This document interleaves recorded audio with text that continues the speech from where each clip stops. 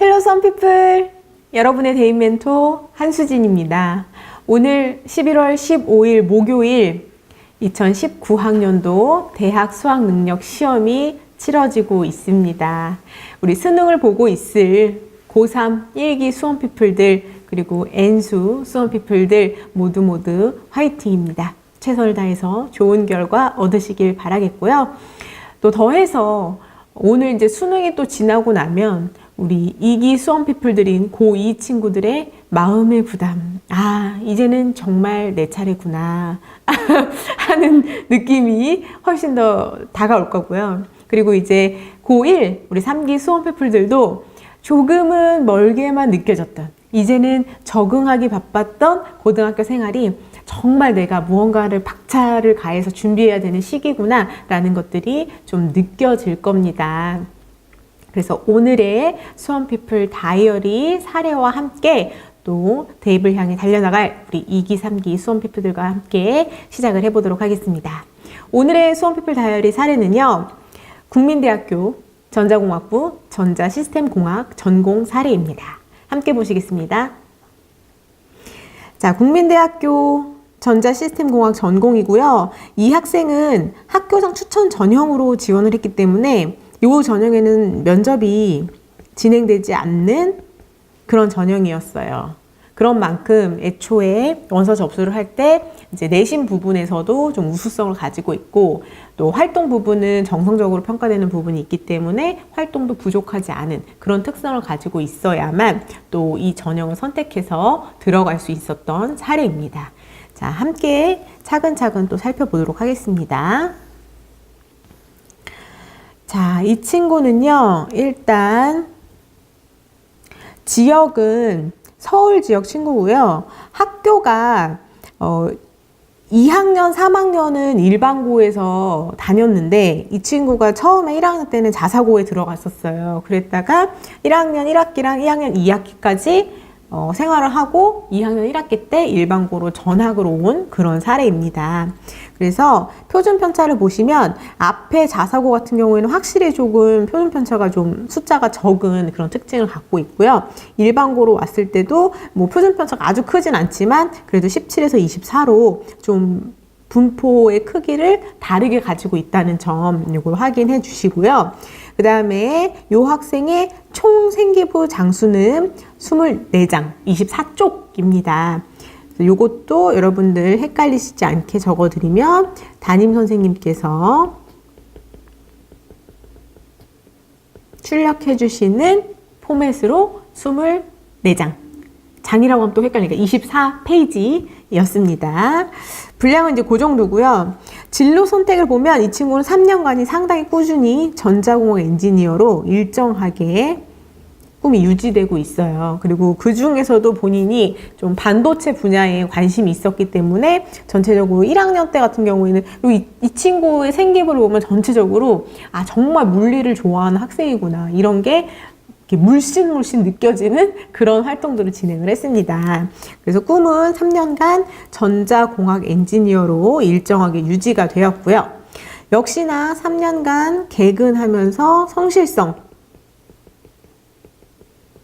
그리고 신체 건강함까지도 보일 수 있었던 사례입니다.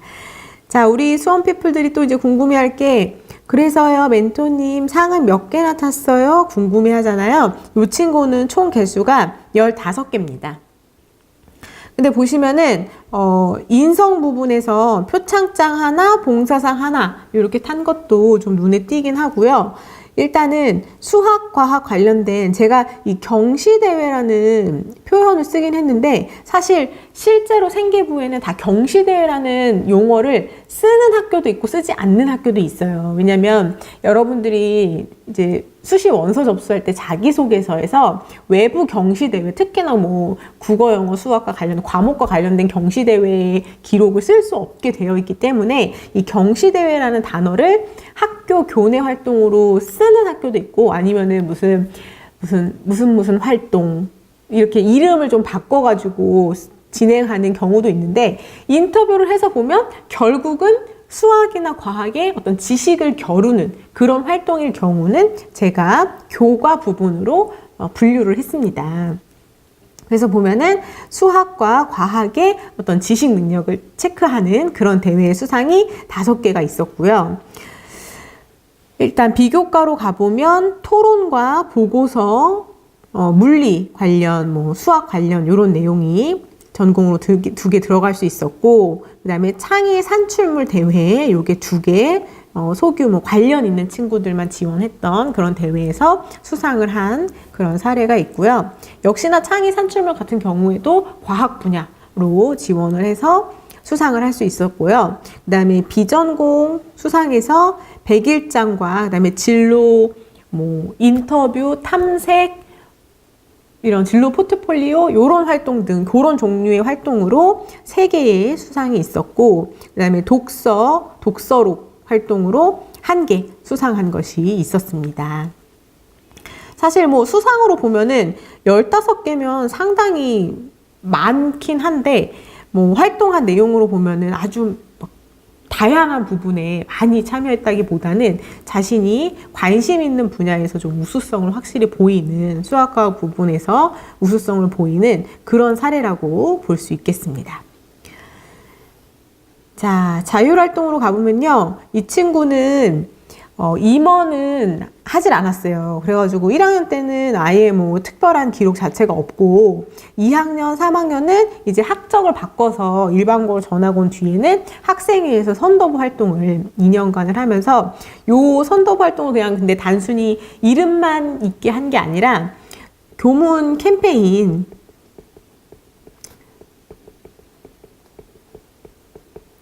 그 등교할 때 학생들 인사하는 문화 만들기, 서로 친해질 수 있는 학교폭력 예방 캠페인, 피켓 활동도 하고, 그런 식으로 캠페인 활동이 좀 활발하게 이루어졌던 그런 사례입니다. 그래서 2년간 선도부 활동을 했고, 그 다음에 기타로는 수학 강연과 과학 강연이 생각보다 좀 많이 이루어졌었어요. 학교에서 프로그램으로. 그래서 그것과 관련해서 이제 들을 때마다 그 각각의 키워드들, 수학 강연에서 나왔던 키워드라든가 과학 강연에 나왔던 키워드들을 그냥 강연을 듣고 강연자의 강연을 들었음 이렇게 기록이 끝나는 게 아니라, 강연자의 강연을 들은 뒤에 거기에 나와 있는 키워드들을 가지고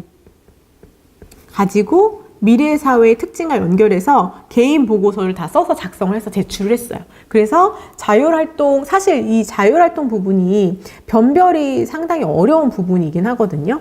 왜냐면은 학교에서 다 같이 단체로 한 활동이거나 학급에서 단체로 했던 활동, 이런 것들이 기록이 되기 때문에 개인적인 변별 기록을 만들기가 쉽지가 않아요. 근데 이 친구는 다 같이 들었던 강연이지만 그냥 그 강연을 들었음으로 끝내는 게 아니라 듣고 난 후 예를 들어서 로봇이라는 키워드를 들었다. 그러면 미래의 로봇의 특징, 아니면 내 전공 분야에서 로봇은 어떻게 발전할 것이다 라는 등 자신의 생각을 담은 그런 보고서들을 추가적으로 작성해서 제출한 다음에 어떤 강연을 듣고 로봇이라는 키워드와 관련해서 이러이러한 생각을 담은 자신만의 보고서를 작성함. 이렇게 변별력 있는 문장이 더 들어갈 수 있어서 그 부분이 자율활동에서 좀 눈에 띄는 기록이었습니다. 그래서 우리 2기, 3기 수험피플들은 이런 내용들을 조금 참고하셔서 내가 자율활동 중에 매력있게 다른 친구랑 다르게 들어갈 부분이 뭐가 있을까, 그걸 확인하셔야 돼요.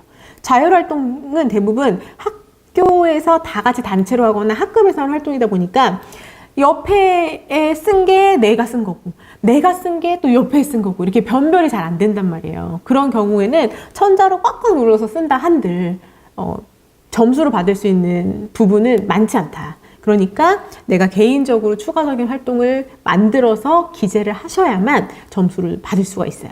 아셨죠? 이거 참고해 주시고요. 그 다음에 동아리 활동을 가보면 이 친구가 학적이 바뀌다 보니까 1학년하고 2, 3학년 동아리가 좀 구분이 되는데, 1학년 때 이전의 학교에서는 1년간 아두이노 활동을 하는 동아리에서 활동을 했었고, 그 다음에 수학 동아리를 자율동아리로 개설해서 활동을 하다가 이제 전학 온 뒤에는 독서 토론 동아리를 2년간 활동하고 또 발명 동아리를 2년간 활동을 했어요. 그래서 동아리 활동을 상당히 적극적으로 활동하면서 이 두 동아리에서 기록이 좀 매력 있게 나온 그런 사례고, 독서 토론 동아리 같은 경우에도 단순히 그냥 책을 읽고 토론했다로 끝나는 게 아니라 자신의 전공 분야와 관련한 전공 분야의 도서를 읽고 이제 부원들한테 내가 잘 아는 부분은 설명을 해서 그 부분이 생기부의 키워드로 또 기재될 수 있게끔 그렇게 구성을 했었고, 발명 동아리 같은 경우에도 발명을 상당히 많이 했어요. 근데 물론 이제 생활 속에 소소한 그런 발명들이긴 하지만 그래도 어쨌든 발명을 활발하게 해가지고 발명 동아리가 이름으로만 들어있는 게 아니라 정말 적극적으로 활동을 했구나 하는 모습이 보이는 그런 사례였습니다.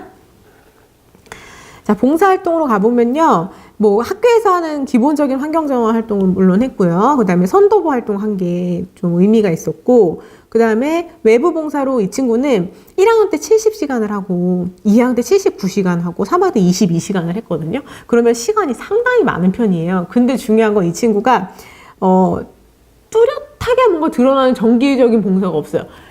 그냥 다방면의 것들, 뭐 요양원도 가고, 뭐 어린 아이들도 만나러도 가고, 뭐 뭣도 하고 이렇게 헌혈도 들어있고 이러면서 좀 이것저것 다방면으로 한 그런 사례예요. 그래서 정기적으로 뭐 6개월, 1년 이상을 꾸준히 한 활동이라기보다 다 키워드가 다 중복되긴 하지만 그래도 좀 띄엄띄엄 아마도 그 봉사활동이 나온 거를 바로바로 그때그때 신청해서 가서 한 그런 사례이기 때문에 이렇게 정기적인 뚜렷한 봉사는 보이지 않았다. 그래서 시간은 좀 많이 채워져 있지만 이게 오히려 더 부지런한 걸 수도 있어. 어딘가에 내가 봉사활동을 딱 하겠다는 걸 이렇게 연계를 두고 정해진 시간에 그냥 가면 그냥 열심히 하기만 하면 되는데, 이 친구 같은 경우에는 매번 봉사활동을 찾아서 탐색해서 계속 신청해가지고 간 그런 사례였어요. 그래서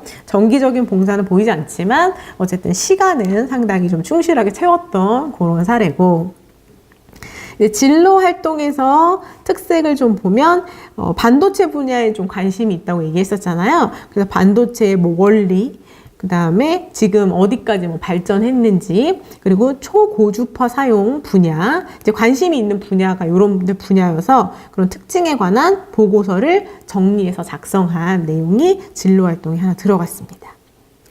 그리고 이제 내신 추이를 좀 보면요. 이 친구는 이과니까 국영수 과로 제가 정리해서 드리는데, 학적을 이전해서 오기 전에는 내신이 그렇게 높지 못하고 조금 하락 추이였어요. 3.8에서 4.2까지 하락했는데 학적을 바꿔서 오면서 이 친구가 1.8, 1.2, 1.3으로 거의 최상위권의 내신을 이제 받게 됩니다. 사실 학적이 바뀌면 적응하는 부분도 힘들고 학교 시험 스타일도 달라지기도 하고 그런 부분들이 있는데, 실제로 자사고에서 일반고로 전학을 올 때 어떤 내신적인 특징을 가지고 보고 들어오는 친구들도 있고, 정말 환경적인 문제 때문에 뭔가 들어오는 친구들도 있고, 자신이 그 안에서 스트레스나 이런 걸 또 못 견뎌서 들어오는 경우도 있고, 어쨌든 이런 경우에는 확실히 내신이 확 뛴 부분이 있기 때문에 이 친구는 요 부분, 실제로 이제 우리가 면접관이라고 치면, 평가자라고 치면 3.8에서 추이가 지금 이 정도까지는 아니지만 그래도 좀 살짝 하향 추세죠. 내려갔다가 다시 조금씩 아주 비약적으로 올라갔다가 조금 더 올라갔다가 살짝 떨어진 요런 추세를 보이고 있잖아요. 그러면 이제 평가자 입장에서는 이 부분이 궁금하죠. 갑자기 어떻게 이렇게 비약적으로 뛸 수 있었나? 이 부분에 대한 설명을 만들 수 있는 게 관건이 되는 겁니다. 이해되셨죠? 어쨌든 이 친구는 이러한 성적 추이를 보였었고, 특이사항으로 뭐 은미체 모두 A였다. 뭐 워낙 내신이 뭐 주요 과목, 비주요 과목 할 것 없이 상당히 우수한, 여기 다 골고루 우수한 결과를 받았습니다. 자, 그래서 특기사항, 세부능력및 특기사항 가보면요. 일단은 2, 3학년 때는 워낙 활동도 열심히 하고 내신도 잘 나왔기 때문에 전 과목 기재가 다 되었고, 그 중에서도 과학 과목, 보고서라든가 학습 내용 포트폴리오가 상당히 자주, 빈번하게, 충실하게 기재가 되어 있다. 아까 자율활동에서도 말씀드린 것처럼 어떤 강연을 듣고 나서도 그것에 대한 자신의 생각을 보고서로 작성해서 제출을 했었잖아요. 근데 세특도 마찬가지예요. 예를 들어서 과학 시간에 내가 어떤 개념을 배웠다? 그럼 그걸로 끝나는 게 아니라 거기와 관련된 뭔가 보고서라든가 그 추가적으로 뭔가를 찾아서 하진 않더라도 이 학습 내용 포트폴리오라는 게 뭐냐면 배웠던 내용을 다시 한번 우리 친구들이 공부하려고 자기의 뭐 마인드맵을 그린다든가 아니면은 개요로 구조화해서 정리할 수 있잖아요. 그런 형식인 거예요. 그래서 배운 부분을 자기의 스타일로 뭔가 구조화해서 정리화한 그런 내용을 제출하거나 이런 식으로 적극성을 보였다. 뿐만 아니라 영어 세특에서도 과학과 관련된 기사를 발표를 다수 했어요. 영어 발표 다수 했습니다. 근데 영어 같은 경우에는 지문 중에 상당히 다양한 파트의 지문들이 나오잖아요. 그럴 때 뭔가 과학과 관련된 지문들이 나왔을 때 그런 내용들과 관련해서 발표를 구성해서 진행했던 그런 사례입니다. 실제로 제가 라이브 방송에서도 말씀드리지만 학생들이 상당히 적극적인 발표 내용이나 컨텐츠를 만들어도 또 이 수업 시간에 막상 발표하는 시간이 주어지지 않는 경우도 있어요. 그런 경우에는 우리가 적극적으로 만들어도 기재가 잘 안 되는 경우도 있는데 이 친구 같은 경우에는 그래도 개인적으로 활동한 거, 정리한 거, 발표한 것들이 상당히 잘 기재가 된 그런 사례라서 선생님께 다시 한번 감사를 드리고, 또 한편에는 선생님들께서 이제 여러분들을 위해서 발표에 그런 기회나 뭔가 야 여기서 뭔가 너네 더 추가하면 얼마든지 적어줄게 가져와라 라고 말씀을 하셔도 적극적으로 또 안 내는 친구도 상당히 많아요. 반대의 케이스도 맞습니다. 그럴 때 우리요 적극적으로 해야 돼요. 내가 지금 한 줄 내고 내가 준비해서 한번 발표하는 것이 다른 친구들과 다른 변별력을 가질 수 있다는 생각, 나의 생기부의 매력을 높여줄 수 있다는 생각으로 적극적으로 활용하셔야 됩니다. 아셨죠? 자, 그리고 나서 키워드로는 이 친구가 탐구 보고서랑 감상문 내용의 구성력이 뛰어나다 이런 내용이 이제 들어있었고요. 또 방과 후 프로그램에 상당히 충실하게 참여해가지고 특히나 이제 실험 과정을 방과 후 프로그램으로 들어갔는데 물리에서 뭐 전동기 만들기, 뭐 엔진 제작하기 이런 활동들 했고, 그다음에 화학이랑 생명과학에서도 뭐 DNA 추출하기 이런 식으로 좀 골고루 활동을 참여했어요. 그래서 실험한 내용이 생기부에 그 개인 세특으로 방과 후 활동으로 기재가 되어 있었고, 그다음에 3D 프린터 제작 활동하는 그런 내용 들어 있었습니다. 그래서 동아리 활동도 동아리 활동이지만 이 친구는 과학과 관련된 활동들은 주로 방과 후 프로그램에서 많이 기재가 된 그런 사례였고요. 6월 모의평가 보면은 평균 2.5라고 되어 있는데 이 친구가 내신하고 최저를 맞추는 그걸로 뭐 한 2개 합 6 정도도 또 준비를 했었어요. 그래서 뭐 2에서 3 왔다 갔다 하는 그런 정도를 준비를 하고 있었기 때문에 요 정도 나왔었고, 이제 독서로 가보면 독서는 1학년 때는 11권, 2학년 때 21권, 3학년 때 7권 읽었는데 정말 얘는 진짜 물리 좋아하는구나 그런 게 느껴질 정도로 물리와 관련된, 그리고 여기 공통이라고 되어 있는데 공통에도 제가 왜 여기다가 교과 수준이 뭐 이렇게 넣냐면은 공통에도 이 물리나 과학 관련된 책들을 넣었어요.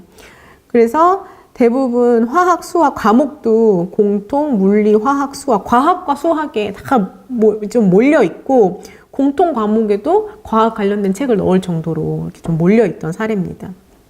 그래서 저는 중으로 평가를 했고요. 어쨌든 전공 부분에서는 높은 수준이에요. 물리 관련된 건 뭐 반도체, 전기전자, 엔지니어링, 뭐 기타 등등 그런 키워드를 가진 책들을 상당히 많이 읽었고, 물리 관련된 것만 15권 이상이고 거기다가 뭐 화학, 수학, 지구과학 그런 과학 관련된 자신이 이수했던 내용들도 들어가니까 비전공이라고, 제가 수학화학을 비전공이라고 넣은 이유는 이 친구가 물리를 워낙 강조해서 썼기 때문에 물리만 제가 좀 여러분들한테 강조해서 보여드리려고 이거를 좀 나눴어요. 그렇지만 어쨌든 이 친구는 기록된 도서 자체가 과학과 수학에 많이 집중되어 있다.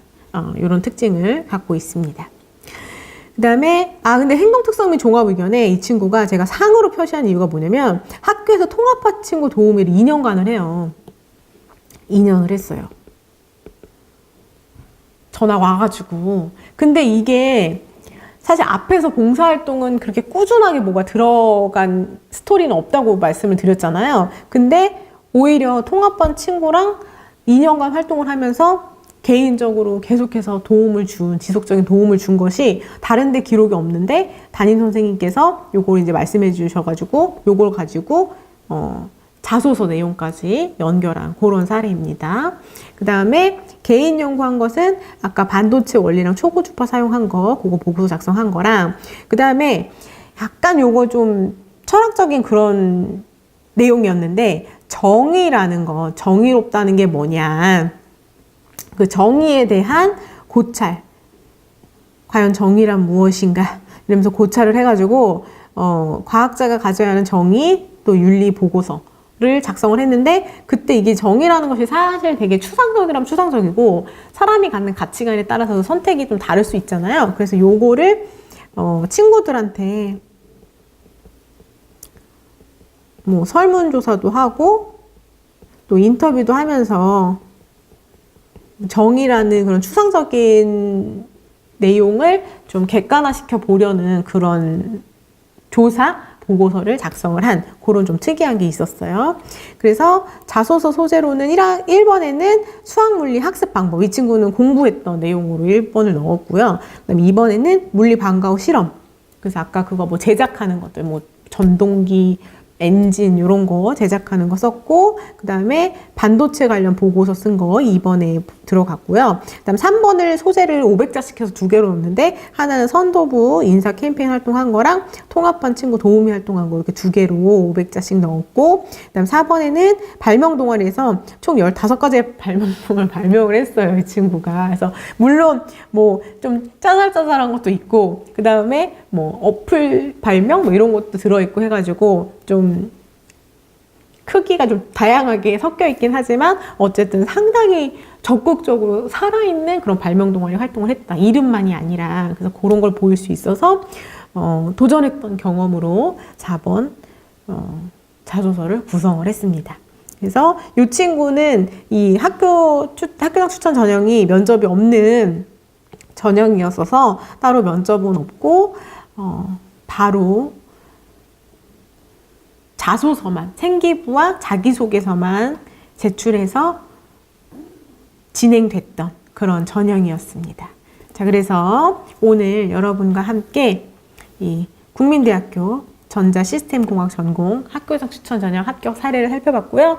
오늘도 여러분 이 수험피플 다이어리와 함께 여러분들이 나도 이렇게 좀 채워봐야 되겠다, 이 부분을 이렇게 더 채우도록 노력해야 되겠다, 이렇게 가늠할 수 있는 또 하나의 사례로 활용하시면 좋겠습니다.